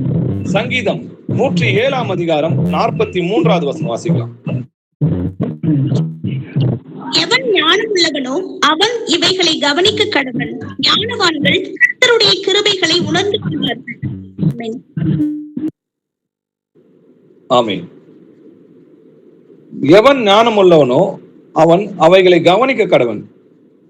ஞானவான்கள் கர்த்தருடைய கிருபையை உணர்ந்து கொள்வார்கள். அதோட கிருபை நம்ம என்னதுன்றதை உணர்ந்து கொள்ளணும். அவர் நம்ம எதுக்கு சிக்ஷிக்கிறாரு, அந்த உணர்வை நம்ம உணர்ந்து கொள்ளணும். அவர் கல்லோ மரமோ கிடையாது, அவர் ஜீவனுள்ள தேவனா இருக்கிறாருன்றத புரிஞ்சு அவர் நமக்கு என்ன செய்யறாருன்றதை நம்ம உணர்ந்து கொள்ளணும். நம்ம சுகமா இருக்கணும், சந்தோஷமா வாழணும்னா ஆண்டோடைய கட்டளைகளை நியாயங்களையும் கை கொள்வோமானா நமக்கு வேற எந்த உபத்திரமும் வராதுன்றதை நம்ம புரிஞ்சுக்கணும். சுவிசேஷத்தினால வர உபத்திரத்தை அல்ல, வேற நோய்களோ வேற எந்த பிரச்சனையோ நமக்கு வராது. கர்த்தர் நம்மளை கொண்டு போவார். ஆனா சுவிசேஷ நிமித்தம் நம்மளுக்கு துன்பம் வரதான் செய்யும். லேவியராகமம் 25 அதிகாரம் 18வது வசனம். என் கட்டளைகளின்படி செய்து என் நியாயங்களை கை கொண்டு அவைகளின்படி நடக்க கடவீர்கள். அப்பொழுது தேசத்திலே சுகமாய் குடியிருப்பீர்கள். ஆமென். என் கட்டளைகளை செய்து என் நியாயங்களை கை கொண்டு அவன்படி நடக்க கடவீர்கள். அப்போது தேசத்திலே சுகமாய் கூடியிருப்பீர்கள். அவரோட கட்டளைகளை நம்ம கை கொண்டு இருந்தோம்னா, அவருடைய நீதியின்படி நம்ம நியாயத்தின்படி நம்ம நடந்தோம்னா நமக்கு எந்த ஒரு துன்பமும் வராது, எந்த ஒரு நோய் நொடியும் வராது. பூரண சமாதானமும் சந்தோஷமும் நம்ம வீட்டுல தங்கி இருக்கும். பிரசங்கி 8 அதிகாரம் 5வது வசனம்.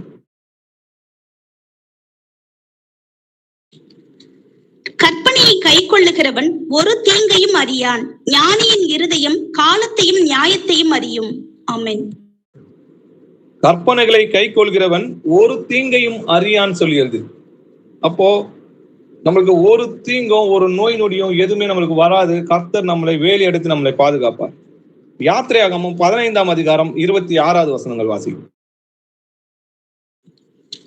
நீ உன் தேவனுடைய கர்த்தரின் சத்தத்தை கவனமாய் கேட்டு அவர் பார்வைக்கு செம்மையானவைகளை செய்து அவர் கட்டளைகளுக்கு செவி கொடுத்து அவருடைய நியமங்கள் யாவையும் கை கொண்டால் நான் எகிப்தியருக்கு வரப்பண்ணின வியாதிகளில் ஒன்றையும் உனக்கு வரப்பண்ணேன். நானே உன் பரிகாரியாகிய கர்த்தர் என்றார். ஆமென். ஆமென். நீ உன் தேவனாகிய கர்த்தரின் சத்தத்துக்கு கவனமாய் கேட்டு, அதனாலதான் கேட்கிற விதத்தை குறித்து கவனமாய் கேளுங்கள் சொல்லியிருக்கு. அவர் பார்வைக்கு செம்மையானதை செய்து அவர் கட்டளைகளுக்கு செவி கொடுத்து, அதான் செவி கொடுத்து உணருங்கள்னு சொல்லி எழுதிருக்கு. அவருடைய நியாயங்கள் யாவையும் கை கொண்டால் நான் எகிப்துக்கு வரப்பண்ணின வியாதிகளில் ஒன்றையும் உனக்கு வரப்பண்ணேன். இதை சொன்னது யார் தெரியுமா? நம்முடைய கர்த்தர். நிச்சயமா அப்ப அவருடைய கட்டளைகளை கை கொண்டா நம்மளுக்கு எந்த நோய் நொடியும் வராது. கர்த்தர் நம்மை காக்கிறவளா இருக்கிறார். இன்னைக்கு ஆண்டவருடைய வருகையை பத்தி நம்ம சொல்றோம் இல்லையா? ஆண்டவர் வருகை சமீபமா இருக்குது. ஆனா அவங்க இன்னமும் அது எப்படி இருக்காங்க? உணராது இருக்கிறாங்க. இன்னமும் நம்ம ரொம்ப நாள் இந்த பூமியில இருக்கிறது போல ஆழமான சத்தியத்தோட வசனங்களை நம்ம எடுத்து அவங்களுக்கு தெளிவா சொன்னாலும் கூட அதை அவங்க உணராது இருக்கிறாங்க. வாசிக்கலாம் மத்தேயு 24 அதிகாரம் 37 39 வசனங்கள் வரைக்கும். நோவாவின் காலத்தில் எப்படி நடந்ததோ அப்படியே மனுஷகுமாரன் வரும் காலத்திலும் நடக்கும். எப்படி எனில் ஜல பிரளயத்துக்கு முன்னான காலத்திலே நோவா பேழைக்குள் பிரவேசிக்கும் நாள் வரைக்கும் ஜனங்கள் புசித்தும் குடித்தும் பெண் கொண்டும் பெண் கொடுத்தும் ஜலப்பிரளயம் வந்து அனைவரையும் வாரிக்கொண்டு போக மட்டும் உணராதிருந்தார்கள். அப்படியே மனுஷகுமாரன் வரும் காலத்திலும் நடக்கும். ஆமென். ஆமென். நோவா காலத்துல எப்படி நடந்ததோ அப்படியே மனுஷகுமார காலத்துல நடக்கும்னு சொல்லி எழுதிருக்கு. எப்படின்னு, ஜல பிரளயத்துக்கு முன்னாக காலத்திலே நோவா பேழைக்குள் பிரவேசிக்கும் நாள் வரைக்கும் ஜனங்கள் புசித்தும் குடித்தும் பெண் கொண்டும் பெண் எடுத்தும் வந்தாங்க இல்லையா? அதே போலதான் மனுஷகுமார காலத்துல இருக்கும். எப்படி அன்னைக்கு நீதியை பிரசங்கித்த நோவான்னு சொல்லி எழுதிருக்கு. அப்போ எப்படி நோவாவை அசட்டை பண்ணாங்களோ அதே போலதான் இன்னைக்கு நம்மள அசட்டை பண்ணுறவங்களா இருக்காங்க. தேவனோட வசனத்தை உணர மாட்டாங்க. அவங்க கேட்கறத பாருங்க, குமாரனே அறியார் உங்களுக்கு எப்படி தெரியும் அப்படின்னு கேட்கிறாங்க. அப்ப இந்த குமாரன் சர்வ வல்லமுள்ள கர்த்தர் என்பதை அவங்க அறிந்திருந்தானால் இந்த வசனத்தை அவங்க கேட்டிருக்க மாட்டாங்க. அப்ப இன்னமும் அவங்க உணர்வடையாம தான் இருக்கிறாங்க இல்லையா? கர்த்தருடைய நாள் இரவிலே திருடன் வருகிற விதமாய் வரும். அப்பொழுது வானங்கள் மடமடவென்று அகன்று போவும், பூதங்கள் வெந்து உருகி போவும், பூமியும் அதில் உள்ள கிரியையும் எரிந்து அழிந்து போவோம்னு சொல்லிடுது. இதெல்லாம் எப்ப நடக்கும்? 3ஆம் உலகப் போர். அப்ப 3ஆம் உலகப் போர் தொடக்கம் தான் கர்த்தருடைய வருகைன்றதை நம்ம புரிஞ்சுக்கணும். அதுதான் ஒரு 2ஆம் வருகை. எப்படி கர்த்தரோட வருகை 1ஆம் வருஷம் 33 வருஷம் இருந்ததோ அதே போல கர்த்தருடைய 2ஆம் வருகையும் 1000 வருஷம் அரசாட்சி வரைக்கும் இருக்கும். 1000 வருஷங்கள் இருக்கு.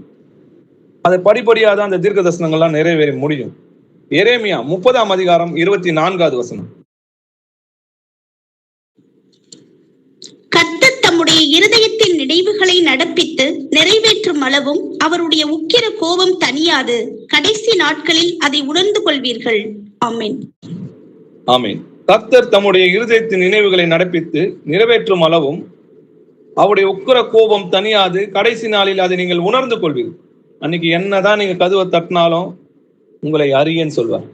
அப்போ மனம் திரும்பி குணப்படைய வேண்டிய உணர்வடைகின்ற காலம் இப்பதான். நம்ம கடைசி நேரத்துல இருக்கோம். அவர் வாசல் அருகே வந்துட்டாருன்றதை அறிந்து கொள்ளுங்க. இப்போவும் நம்ம உணர்வு இல்லாம எப்போதும் போல உலக கவலைகளும் ஐஸ்வர்யத்தின் மயக்கமும் நம்மளை நெருக்கிறதா இருந்துச்சுன்னா அவரோட வருகையில நம்ம கைவிட்டு போறவங்களா இருக்கும். அவரை கேட்கிறாங்க, அவருடைய உக்கிர கோபம் தனியாதுன்னு சொல்லியது.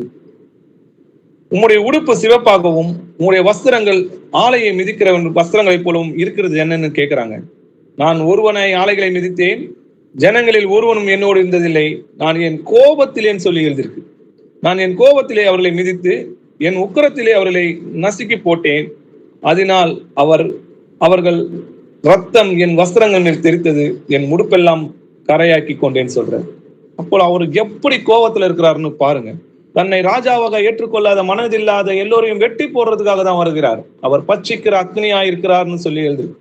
தேவன் அன்புள்ளவர் தான். அவரை தேடுவர்களுக்கும் அவருக்கு காத்து கொண்டிருக்கிறவன் தான் கர்த்தர் நல்லவர். துன்மார்க்கனுக்கு கர்த்தர் நல்லவர் கிடையாது. ஏசாயா 34ஆம் அதிகாரம் 1-3 வசனங்கள் வாசிங்க. ஜாதிகளே கேட்கிறதற்கு கிட்டி வாருங்கள், ஜனங்களே கவனியுங்கள். பூமியும் அதன் நிறைவும் பூச்சக்கரமும் அதில் உற்பத்தியான யாவும் கேட்க கடவது. சகல ஜாதிகளின் மேலும் கர்த்தருடைய கடும் கோபமும் அவைகளுடைய சகல சேனைகளின் மேலும் அவருடைய உக்கிரமும் மூழ்கிறது. அவர்களை சங்காரத்திற்கு நியமித்து கொலைக்கு ஒப்பு கொடுக்கிறார். அவர்களிலே கொலை செய்யப்பட்டவர்கள் வெளியே எரியுண்டு கிடப்பார்கள். அவர்களுடைய பிரேதங்கள் நாற்றம் எடுக்கும். அவர்களுடைய இரத்தத்தினாலே மலைகளும் கரைந்து போம். ஆமென். ஆமென். ஜாதிகளே கேட்கிறதுக்கு கிட்டி வாருங்கள், ஜனங்களே கவனிங்கள் சொல்லி எழுதியிருக்கு இல்லையா? பூமியும் அதன் நிறைவும் பூச்சக்கரமும் அதன் உற்பத்தியான யாவும் கேட்க கடவுது. எல்லாரையும் கேட்க கடவுதுன்னு சொல்லி எழுது.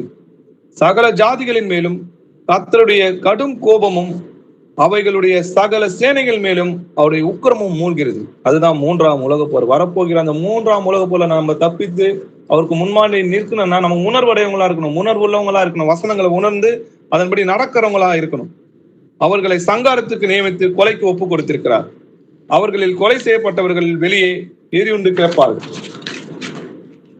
அவர்களுடைய பிரேதங்கள் நாற்றம் எடுக்கும். அவருடைய ரத்தத்தினால் மலைகளும் கரைந்து போகும்னு சொல்லியது. அப்போ அவருடைய கோபத்தின் உக்கரத்தை எப்படி இருக்குன்னு பாருங்க. புறஜாதிகளை வெட்டும்படி அவருடைய வாயிலிருந்து கூர்மையான பட்டயம் புறப்படுகிறதுன்னு சொல்லி எழுது. சங்கீதம் 10ஆம் அதிகாரம் 5வது வசனம். அவைகள் வழிகள் எப்போதும் கேடுள்ளவைகள், உம்முடைய நியாய தீர்ப்புகள். சங்கீதம் 110ஆம் அதிகாரம் 5வது வசனம்.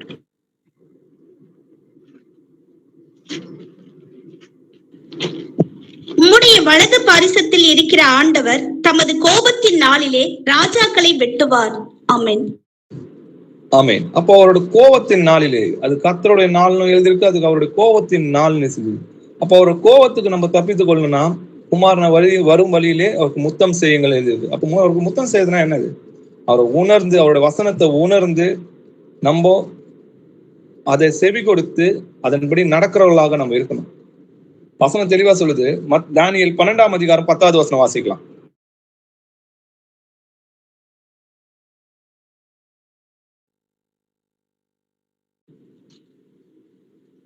அநேகர் சுத்தமும் வெண்மையும் ஆக்கப்பட்டு புடமிடப்பட்டவர்களாய் விளங்குவார்கள். துன்மார்க்கரோ துன்மார்க்கமாய் நடப்பார்கள். துன்மார்க்கரில் ஒருவனும் உணரான், ஞானவான்களோ உணர்ந்து கொள்வார்கள். ஆமென். ஆமென். அநேகர் சுத்தமும் வெண்மையாக்கப்பட்டு புடமிடப்படுபவர்களாய் விளங்குவார்கள். அப்போ கடைசி காலத்துல நம்ம குற்றங்களை அறிக்கையிட்டு நம்ம என்ன பண்ணுவோம்? ஆண்டவர்கிட்ட சேர்றவங்களா இருப்போம். நம்ம எல்லாரும் ஆண்டவருடைய கட்டளைகளை கை கொள்வர்களா இருப்போம். பரிசுத்தமும் இன்னும் பரிசுத்தமா இருப்பான் இல்லையா? துன்மார்க்கனும் இன்னும் துன்மார்க்கமான நடப்பான்னு சொல்லி எழுதிருக்கு. துன்மார்க்கரில் ஒருவனும் உணரான், துன்மார்க்கம் ஞானவான்களோ உணர்ந்து கொள்வார்கள் சொல்லி. யார் ஞானவான்கள்? கர்த்தருக்கு பயப்படுறதே ஞானத்தின் ஆரம்பம். அப்போ கர்த்தருடைய வசனத்துக்கு பயந்து அதன்படி கை கொள்கிறவனே ஞானம் உள்ளவனா இருக்கிறான். அப்போ ஞானம் உள்ளவன்கள் உணர்ந்து கொள்வார்கள். உள்ளவன் எவனோ அவனுக்கு அதிகமாக கொடுக்கப்படும், அவன் பரிபூரணம் அடைவான்னு சொல்லி எழுதியிருக்கு. உங்கள் அறைகள் கட்டப்பட்டதாகவும் உங்கள் விளக்குகள் எரிகிறதாகவும் தங்கள் எஜமான் கல்யாணத்திலிருந்து வந்து தட்டும் போது உடனே அவருக்கு திறக்கும்படி எப்பொழுது வருவார் என்று காத்திருக்கிற மனுஷனுக்கு ஒப்பாகவும் இருங்கள் சொல்லி எழுதியிருக்கு. ஆகையால் இனி சம்பவிக்க போகிற இவைக்கு எல்லாம் நீங்கள் தப்பித்து மனுஷகுமாரனுக்கு முன்பாக நிற்க பாத்திரலாவாக எண்ணப்படுவதற்கு எப்பொழுதும் ஜெபம் பண்ணி விழித்திருங்கள். விழித்திருங்கள்னா என்ன தெரியுமா? பாவம் செய்யாமல் உங்களை காத்துக் கொள்ளுங்கள் சொல்லி எழுதியிருக்கு. நீங்க வெளிப்படுத்தின விசேஷம் 3ஆம் அதிகாரம் 3வது வசனம் படிச்சு பார்த்தீங்கன்னா தெரியும். நீங்க பாவம் செய்யாமல் உங்களை காத்துக் கொள்ளுங்கள். அதுதான் என்னது? விழித்திருங்கள். நீங்க 1 கொரிந்தியர் 15ஆம் அதிகாரம் படிச்சு பாத்தீங்கன்னா தெரியும். விழித்திருங்கள்னா என்னது? பாவம் செய்யாமல் உங்களை காத்துக் கொள்ளுங்கள் சொல்லி எழுதியிருக்கு. உத்தமமானவைகளை நீங்கள் ஒப்புக்கொள்ளத்தக்கதாக உங்கள் அன்பிலானது அறிவிலும் எல்லா உணர்விலும் இன்னும் அதிகமாய் பெருகவும். எல்லா உணர்விலும் நீங்க எப்படி இருக்கணுமா? இன்னும் அதிகமாய் பெருகவும் தேவனுக்கு மகிமையும் துதியும் உண்டாகும்படி இயேசு கிறிஸ்துவினால் வருகிற நீதியின் கனிகளால் நிறைந்தவர்களாகி நீங்கள் கிறிஸ்துவின் நாளுக்கென்று துப்புரவானவர்களும் இடரற்றவர்களாகவும் இருக்க வேண்டும் என்று உங்களுக்காக வேண்டுதல் செய்கிறேன். நீங்கள் மதியற்றவர்களாக இராமல் கர்த்தருடைய சித்தம் என்னதென்று உணர்ந்து கொள்ளுங்கள். ஆமென். அப்பா, உம்மை துதிக்கிறோம், உம்மை போற்றுகிறோம். நீ நல்லவர், வல்லவர், இரக்கம் உள்ளவர், நீதி உள்ளவர், கிருபை உள்ளவரா இருக்கிற கர்த்தாவே, மகா இரக்கம் உள்ளவரா இருக்கிற ராஜா, உம்மை துதிக்கிறோம் ராஜா. அப்பா, உம்மை அறிந்து கொள்கிற உணர்வை இன்னும் அதிகமாக எங்களுக்கு கொடுங்கப்பா. அந்த வேர் எங்கள் இருதயங்கள், அந்த அன்பாகி அந்த வேர் எங்கள் இருதயங்களில் ஆழமாக பதியணும் ஏசப்பா. உமக்காக ஜீவனையும் கொடுக்க நாங்க முன் வரணும் கர்த்தாவே. எல்லாவற்றையும் உமக்கு இழக்கிறதுக்காக நாங்க முன் வரணும் கர்த்தாவே. இன்னமும் நாங்கள் குறை சொல்கிற பிள்ளைகளை போல நாங்க குறை சொல்கிறதா இல்லாம உமக்காக எல்லாவற்றையும் இழக்கிறதுக்கு நாங்க துணியணும் கர்த்தாவே. உமக்காக எல்லாவற்றையும் எப்போதும் செய்யறதுக்கு ஆயத்தமா இருக்க எங்களை ஒப்பு கொடுக்கிறோம் கர்த்தாவே. அப்பா, உங்களுடைய ஆவினாலே எங்களோட ஆத்மா சரீரத்தை காத்துக்கொள்ளும் கர்த்தாவே. அப்பா, இங்க கூடியிருக்கிற சகோதர சகோதரியை கர்த்தராக இயேசு நாமத்தில் ஆசீர்வதிக்கிறேன். அவங்க பிள்ளைகளை ஆசீர்வதிக்கிறேன் கர்த்தாவே. இன்னைக்கு கேட்ட வசனம் எல்லாம் அவங்க இருதயத்தில் தங்கி அதை உணர்ந்து அதற்கு செவி கொடுத்து உமக்கு பிரியமாய் நடக்க அவர்களுக்கு போதி தரலும். புதிகான மகிமையெல்லாம் உமக்கு இருக்கிறோம். இயேசுவின் நாமத்தில் ஜெபிக்கிறோம் எங்கள் ஜீவனுள்ள பிதாவே. ஆமென். Praise Lord brothers. Amen. Praise God, sister. Amen. Praise the Lord. Praise the Lord, brother.